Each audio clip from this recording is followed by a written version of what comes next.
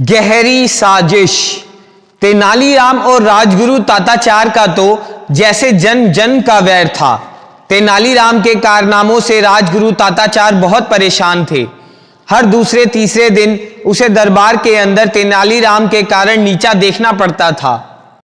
हर रोज उसे किसी ना किसी वजह से राजगुरु को सारे दरबार में हंसी का पात्र बनना पड़ता था। उसने सोचा कि यह दुष्ट कई बार महाराज के मृत्युदंड से भी बच निकला है। इससे छुटकारा पाने का बस एक ही रास्ता है कि मैं स्वयं इसको दंड दूं।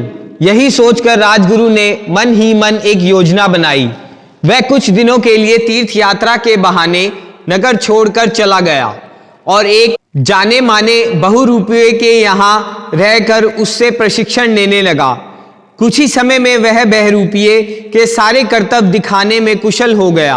वह तरह तरह के छद्म रूप धारण करने में भी माहिर हो गया। तब वह बहरूपिये के भेष में ही वापस विजयनगर लौटा और राज दरबार में जा पहुंचा। उसने राजा से कहा कि वह तरह तरह के स्वांग रच सकता है। तब महाराज ने पूछा, तुम्हारा सबसे अच्छा स्वांग कौन सा है? मैं शेर का स्वांग सबसे अच्छा करता हूं, लेकिन उसमें खतरा बहुत है, बहरूपिये ने उत्तर दिया। कैसा खतरा? राजा ने संदेह के स्वर में पूछा। उस स्वांग में कोई घायल भी हो सकता है और मर भी सकता है, अतः इस स्वांग के लिए आपको मेरा एक खून माफ करना होगा महाराज, बहुरूपिये का उत्तर था। हमें तुम्हारी ये शर्त स्वीकार है। महाराज ने कुछ सोचकर कहा, हम तुम्हारा एक खून माफ करते हैं।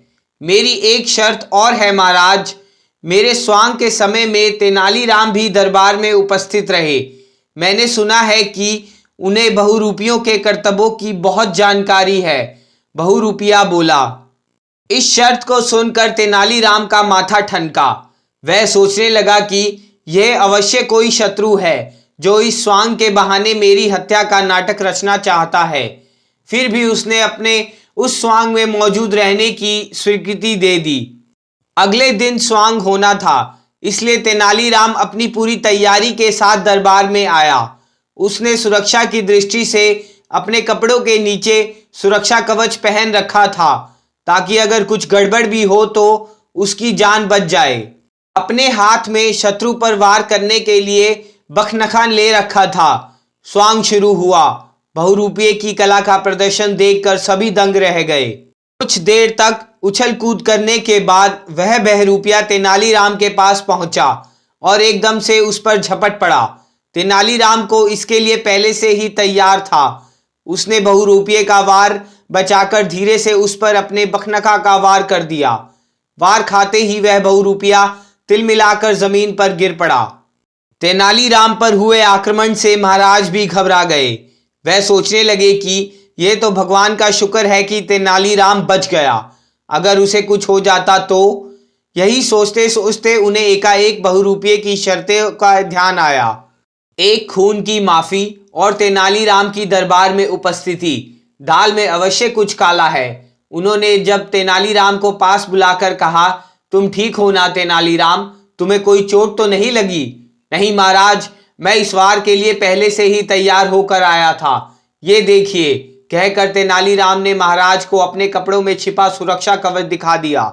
उस कवच को देखकर महाराज ने पूछा, क्या तुम्हें इस बहुरूपिये पर पहले से संदेह था जो तुम सुरक्षा कवच पहनकर आए थे? हाँ महाराज, तेनालीराम ने उत्तर में कहा। यह तो सोचने की बात है महाराज कि अगर इसकी नीयत साफ होती तो यह दरबार में मेरी उपस्थिति रहने की शर्त ना रखता। मैं अभी इस दुष्ट को दंड सुनाता हूं। महाराज ने क्रोध में भरकर बोले, लेकिन तेनालीराम ने उन्हें शांत करते हुए कहा, नहीं महाराज, इस बहुरूपिये को मैं स्वयं दंड देना चाहता हूं। वह कैसे? महाराज ने अचरज से पूछा। बस आप देखते रहिए, तेनालीराम ने सहज भाव से उत्तर दिया। उसने बहुरूपिये को महाराज के सामने बुलाकर बड़े सहज भाव से कहा, महाराज तुम्हारी कला के से बहुत प्रसन्न है। वह चाहते हैं कि कल तुम सती का स्वांग दिखाओ। अगर उस स्वांग को दिखाने में सफल हो गए तो तुम्हें महाराज की ओर से 10,000 स्वर्ण मुद्राएं पुरस्कार में भेंट दी जाएंगी। बहुरूपिये को तेनालीराम की बात स्वीकार करनी पड़ी।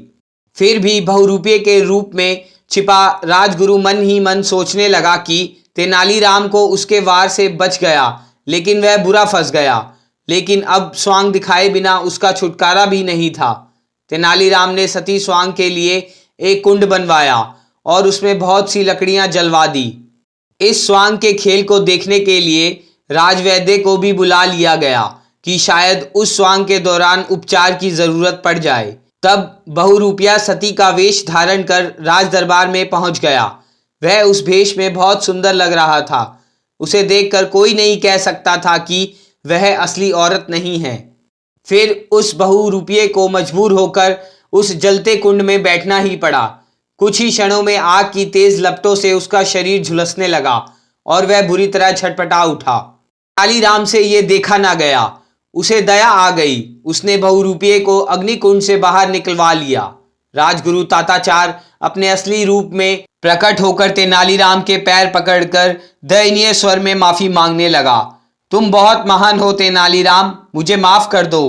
तेनालीराम ने तब राजगुरु को अपने गले से लगा लिया और मुस्कुराकर कहा, ये आप क्या कहते हैं राजगुरु जी?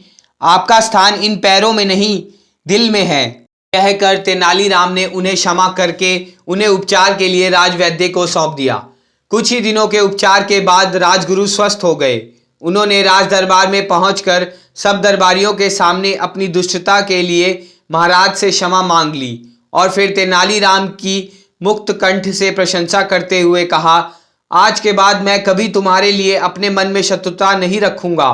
तुम्हारी उदारता ने मेरा दिल जीत लिया है। आज से हम दोनों अच्छे मित्र की तरह रहेंगे। उसके बाद तेनालीराम और राजगुरु में कभी मनमुटाव नहीं रहा।